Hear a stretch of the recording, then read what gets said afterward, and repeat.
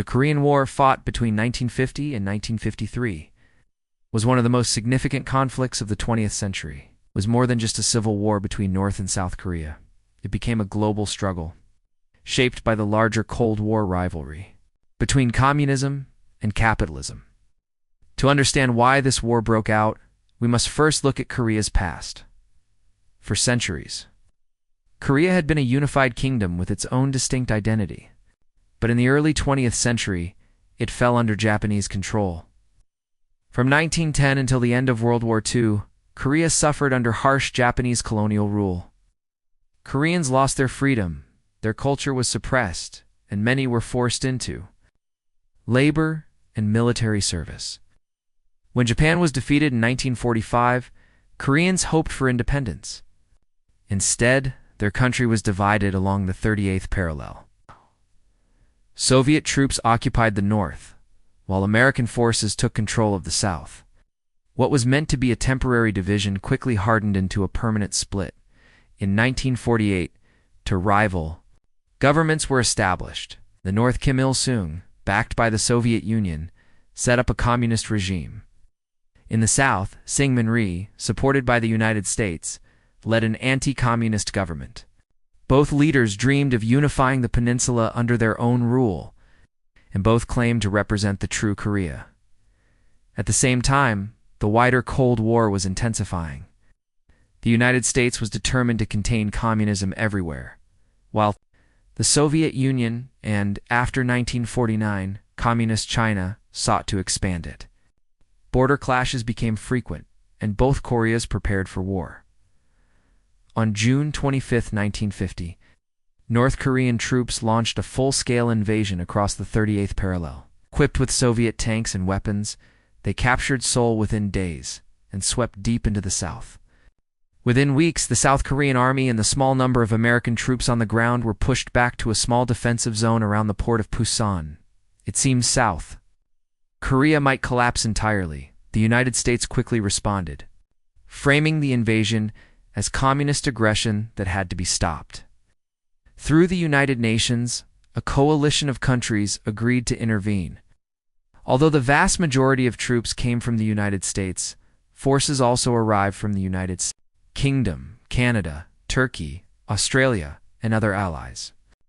Together, they fought desperately to hold the Busan perimeter. Despite heavy pressure, they managed to defend the line. Then came one of the most daring moves of the war. General Douglas MacArthur planned an amphibious landing at Incheon, a port city near Seoul. The risks were enormous, but the gamble paid off. In September 1950, UN forces landed successfully, cutting off North Korean supply lines. Seoul was recaptured, and the tide of the war dramatically shifted. North Korean troops retreated in chaos. UN forces pushed beyond the 38th parallel, capturing Pyongyang and advancing toward the Yalu River on the border with China. Victory seemed within reach. But then everything changed. In November, hundreds of thousands of Chinese troops poured into North Korea. Mao Zedong, fearing an American-controlled Korea right on China's border, decided to act. The Chinese assault was sudden, overwhelming, and brutal. Caught off guard, UN forces were driven back. Seoul fell once again, and the war took on an entirely new dimension. One of the most famous battles of this phase was the Chosin Reservoir. Surrounded in freezing winter conditions, U.S. Marines and UN troops fought their way out against massive Chinese forces. Though forced to retreat, they inflicted heavy casualties and showed remarkable resilience. By early 1951, UN counterattacks regained Seoul. From then on, the war settled into a bloody stalemate near the original dividing line. For the next 2 years, the conflict resembled the trench warfare of World War I. Both sides dug in, launching limited offensives and enduring relentless artillery bombardments. Battles like Heartbreak Ridge and Porkchop Hill became symbols of the war's grinding nature. Meanwhile, peace talks began in 1951. But they dragged on for 2 years as both sides argued over prisoner exchanges and political conditions. Finally, on July 27, 1953, an armistice was signed. The fighting stopped, but there was no peace treaty. Korea remained divided almost exactly where it had been in 1950.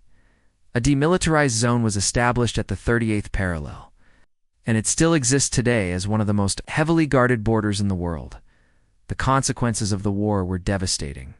Nearly 5 million people were killed, including countless civilians. Entire cities were destroyed, and millions of families were separated by the division of the peninsula.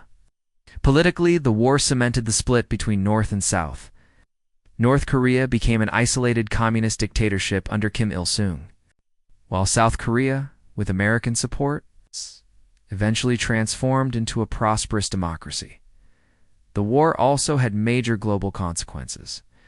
It intensified the Cold War, convinced the United States to increase defense spending, and set a precedent for future conflicts like Vietnam. It also marked China's emergence as a significant Cold War power, capable of standing up to the United States. For the Soviet Union, it was proof that supporting proxy wars could be an effective way to expand influence without direct confrontation. Even today, the legacy of the Korean War continues. The demilitarized zone remains a tense flashpoint. North and South Korea occasionally talk of reunification, but deep mistrust and political differences remain. North Korea's pursuit of nuclear weapons has only made the situation more dangerous. In the West, the Korean War is sometimes called the Forgotten War, overshadowed by World War II and Vietnam. But for Koreans, it was a defining tragedy that shaped their destiny. South Korea rose from the ashes. It's become a thriving democracy and one of the world's leading economies. North Korea, in stark contrast, remains isolated and authoritarian. The difference between the two Koreas is one of the most striking examples of how history can take two nations on completely different paths. The Korean War was more than a 3-year conflict. It was a turning point in the Cold War, a catastrophe for the Korean people, and a reminder of the immense cost of ideological conflict. It began with an invasion, shifted through daring victories and crushing defeats, and ended in stalemate. And more than 70 years later, its shadow still looms. Over the Korean Peninsula, where the war is not truly over, only paused,